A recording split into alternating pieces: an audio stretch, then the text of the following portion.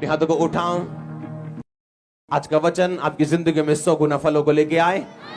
अंधकार की शक्तियां इन वचनों को चुरा ना सके। परमेश्वर का आत्मा आपको इनलाइट करे, आपको रोशनी दे इन वचनों के द्वारा। इन वचनों के द्वारा आपके रास्ते खुले यीशु मसीह के नाम में।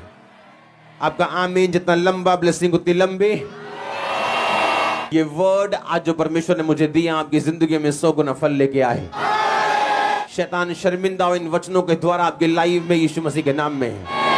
प्रभु यीशु मसीह के सामर्थ्य नाम में हम मांगते हैं। स्वागत है जीवित परमेश्वर की जीवित हजूरी में। आमीन। मेरा ये बिलीव है कि जैसे ही एक इंसान परमेश्वर को अपना लव, उस तरीके से परमेश्वर उसको लेता है। हालेलुया। पहली बात, उस स्ट्रक्चर में जाने से पहले जो लोग गलती करते हैं, जो चर्च गलती करती है या विश्वासी गलती करते हैं, वो ये है कि उनका ध्यान सिर्फ उस चीज की ओर है जिसको वो लेना चाहते हैं। अब्राहम, बाइबल कहती है कि जब उसके बेटा नहीं हुआ और 25 साल 24 साल इंतजार उसने किया, बाइबल कहती है अगर 25 साल बाद भी अगर आज परमेश्वर एक विश्वासी आपको आके बोले कि भाई प्रभु तुझे चंगा करेगा, चल चर्च में, और 10 साल आपको चंगाई ना मिले, तो क्या फिर भी आप चर्च में जाना चाहोगे? दो तरह के सुनो, सब कुछ आपके लिए बनाया गया। परमेश्वर ने सब कुछ आपके लिए किया। अगर वो आपको शारीरिक बरकतें ना देना चाहता तो सिर्फ अपना लहू बहाता और मारा जाता। पर वो गरीब घर में पैदा हुआ ताकि आपकी गरीबी की श्राप दूर हो। वो उसने मार खाई, कोड़े खाए ताकि आपके शरीर के श्राप दूर हो। लेकिन उनको लेने का दिमाग कैसा होना चाहिए? आज जो चर्च गलती करती वो ये है कि उनका ध्यान सिर्फ चंगाई की तरफ है। आज पास्टर भी अगर उसके पास अगर वो प्रोफेसी करना चाहते हैं तो वो उसने प्रोफेसी के ऊपर ही अपनी मिनिस्ट्री बना ली पूरी। पर वो लोगों को ये बताना भूल गया कि आपको उसकी आमद के लिए तैयार भी होना है, आपको आत्मिक रीति के साथ बढ़ना भी है कि जब प्रभु यीशु मसीह आपको लेने आए, ये ना हो आपके पास 10 तरह की बरकतें हो पर आत्मा में आप परमेश्वर से दूर हो।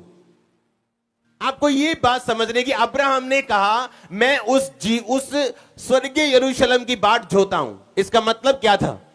इसका मतलब यह था कि जब उसे यह मालूम हो गया कि जो वायदा परमेश्वर ने मेरे साथ किया था अब शायद वो पूरा ना हो, तब उसका ध्यान कहां पे था? स्वर्गीय यरूशलेम, यानी स्वर्ग की ओर।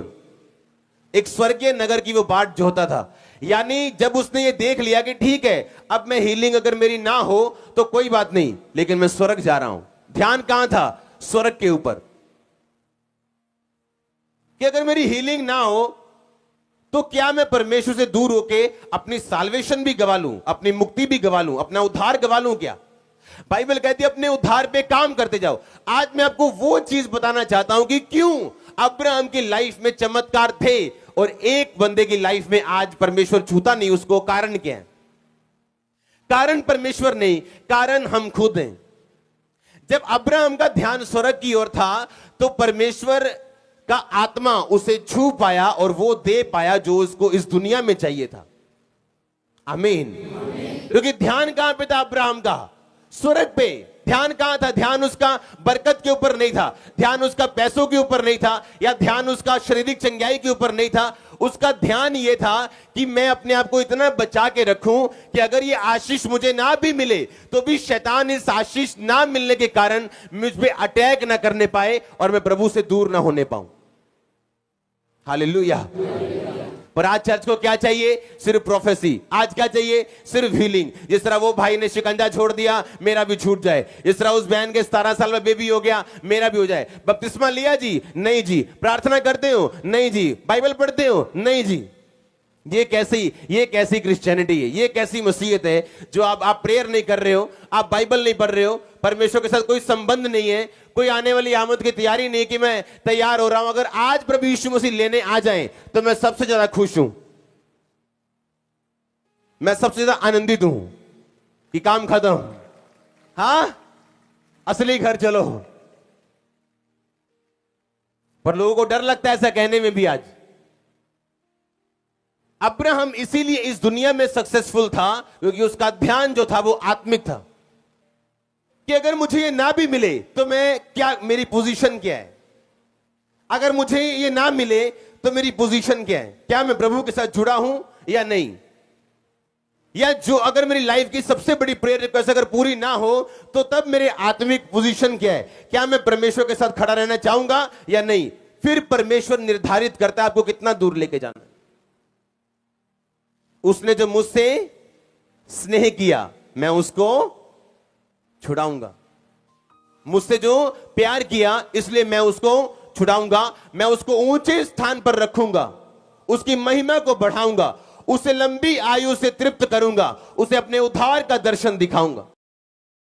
परमेश्वर ने अब एक स्ट्रक्चर बना दिया, एक ढांचा बना दिया, एक मकान बना दिया। उस मकान के अंदर सब कुछ है, पर उस गुप्त स्थान में, उस प्रभु के स्थान में कौन प्रवेश कर सकता? बाइबल कहती उस ढांचे में है तो सब कुछ, पर जो वो ढांचे में रखा सब कुछ चाहता है, हो सकता है वो उसे ना मिले, पर जो व्यक्ति उस ढांचे को चाहता है हो सकता है उसको सब कुछ वो मिले जो उस ढांचे के अंदर है।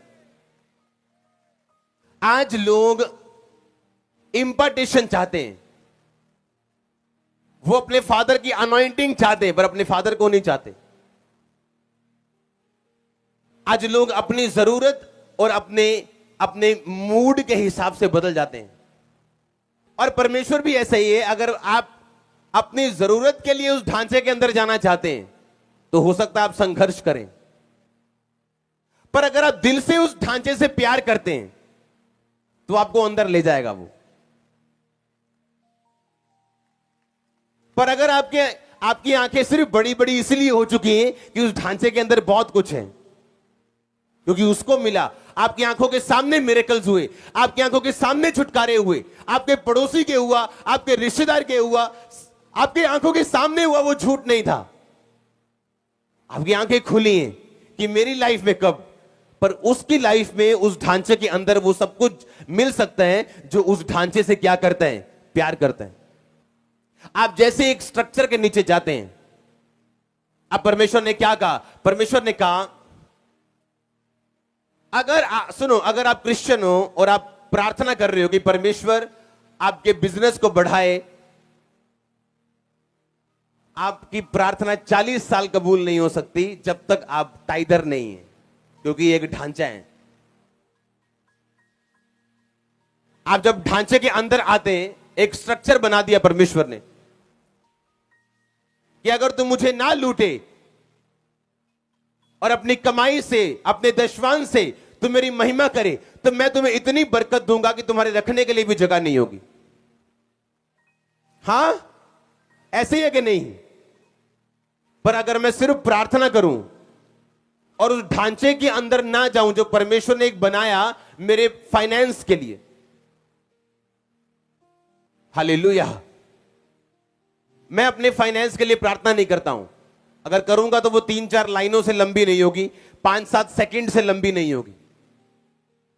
मैं प्रैक्टिकल करने में विश्वास करता हूं जो परमेश्वर ने मुझे उस काम के लिए बोला। आमीन।